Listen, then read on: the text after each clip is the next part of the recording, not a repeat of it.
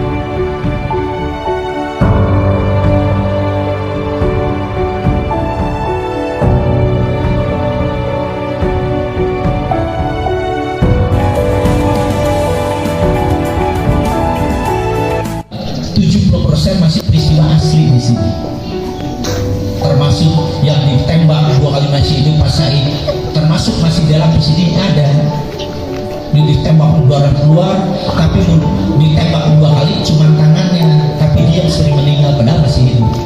Nah ini Pak Said sampai dibawa ke mahkamah internasional sebagai saksi. Di sini lengkap, masih ada kereta api Karawang Depok, Karawang Wadas, Wadas Cikampek, Cikampek Cilamaya. Ada tuin-tuin bujes-bujes namanya kereta leutik, hari muaka koneng gede, jadi koneng gede kereta leutik. Ya mohon maaf, kereta itu sekarang dimesulkan di Ambarawa, saya udah di sana. Nah ini barangkali kalau membutuhkan, ini kemarin mahasiswa dari UIN Cirebon, mahasiswa UIN Semarang maupun dari itu di Jakarta pada beli karena untuk untuk skripsi segala macam lebih lengkap lagi maksudnya tentang peristiwa Rawa. Nah ini barangkali nanti kalau membutuhkan hanya 25.000, kalau buku 10.000, kalau ini 25.000. Ya barangkali kalau perlu buku ini ditandatangani oleh penulis ini. Ditandatangani. Bayangkan adik-adik, bangsa kita dijajah 350 tahun 1942 menyerah ke Jepang, akhirnya Indonesia dijajah Jepang. Cuman Jepang menjajah bangsa kita lebih kejam daripada Belanda. Apa contohnya? Romusa. Tanam paksa, Romusa. Rodi. Kalau nggak kerja dipukul, dipenggal. Tapi yang mukul yang enggak bangsa kita sendiri. Yang direkrut oleh Jepang, gajinya besar, pangkatnya apa? Dai Dancho, bahasa Jepangnya. Komandannya apa? Komicho. Kata Indonesia mah nyapangaco. Kulantan sering ada tahu cok, kesini itu. Nah itu, akhirnya negara-negara besar Amerika, Inggris, segala macam Eropa membenci Jepang menjajah Indonesia. Apa? Berbuat apa? Bergabung jadi sekutu. Makanya muncul tentara sekutu. Berbuat apa tentara sekutu? Catat. Tanggal 6 Agustus tahun 45 dan 9 Agustus tahun 1945 kota Nagasaki dan Hiroshima dibom atom. Itulah oleh sekutu. Itu tanggal 6 dan 9. Jepang di Indonesia menyerah tanpa syarat tanggal berapa? 14 Agustus tahun 1945. Tapi licik, tokoh bangsa Indonesia namanya Bung Karno 14 Agustus pagi udah dibawa terbang ke Vietnam di kota Saigon. Di sana Bung Karno dibujuk dirayu oleh Jepang supaya mau jadi panitia persiapan kemerdekaan Indonesia. Indonesia yang disingkat PPKI.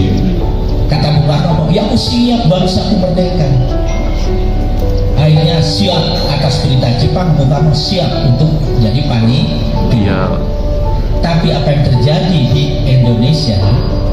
Tanggal 14 Agustus Jepang menyerahkan pasarkan Radio Republik Indonesia RRI yang paling tenar dulu memberitahukan bahwa Jepang sudah menyerah, segera negara kita proklamasi. Itu tanggal 14 Agustus. Sampai diundang tokoh-tokoh bangsa di Jakarta, Sukarni, Witana, Umar Bangsang, Singgi, Subarjo datang diwawancarai. Ternyata belum bisa memutuskan karena tokoh bangsa kita, katakan nomor satunya Bung Karno belum datang. Kapan datangnya? Besok tanggal 15 Agustus pulang dari Saigon. Tapi ternyata itu radio terus segera negara kita proklamasi, masyarakat harus siap untuk proklamasi. Tapi apa yang terjadi adik-adik? 15 Agustus Bung Karno datang dari Saigon ke Indonesia jam 1 siang, langsung diwawancari di RRI oleh yang tokoh tadi. Bung Karno ditanya, siap besok proklamasi? Menjawabnya tidak bisa. Kenapa? Aku ditunjuk panitia, kok tunggu aja katanya. Jepang memberitakan paling gak lama. Loh, ini miskomunikasi. Kata yang tokoh sini, Jepang sudah menyerah kemarin di Indonesia tanggal 14. Bung Karno nggak tahu, ini miskomunikasi. Tapi Bung Karno tetap bertahan tidak bisa tunggu Jepang.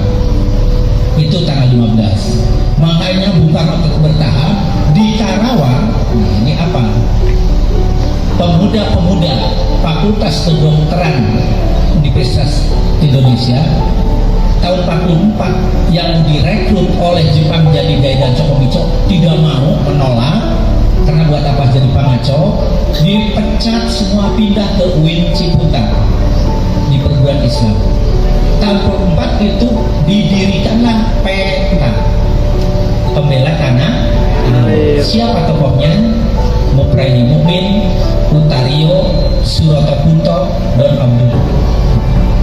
Ini tokoh-tokoh PETA kesini jadi tentara PETA atau Pembela Tanah Air. Mendengar Bung Karno bertahan di Karawang, PETA menghancurkan Jepang di Borbaru, dihancurkan tanggal 15 Agustus. Tapi Jepang yang paling terkuat induknya markas Jepang di Rengas Dengklok. Ada orang Rengas Dengklok? Ada nggak? Ada. Tahu markas Jepang di Dengklok di mana? Di Gedong Jangkung. Namanya Gedong Jangkung. Itu markas Jepang. Kalau di Kerawang itu cabang. Kalau di Tuparet ada Kolam Bakeri. Nah itu markas Jepang cabangnya.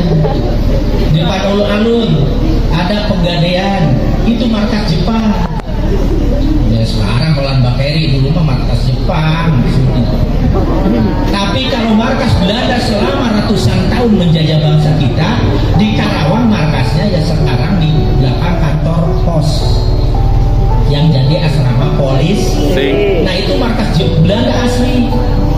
Itu belakang kantor pos ada rumah 5 yang sama itunya ya. Itu tadinya mau dibongkar, akan dijadikan rumah oleh saya dengan Dinas Pariwisata Budaya. Itu dipertahankan karena nilai sejarah itu adalah asli rumah-rumah Belanda, cuma diganti asbesnya aja. Tapi ke belakangnya udah dibongkarin kan. Dan sekarang ada yang dari TK, ada yang dari klinik kan gitu ya. Itu asli rumah Belanda. Ini perjalanan sejarah.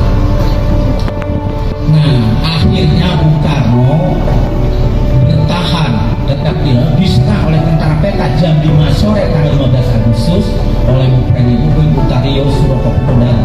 Itu ternyata Bung Karno tetap bertahan. Silahkan penggal kepala juga. Akhirnya dirumuskan malam 16.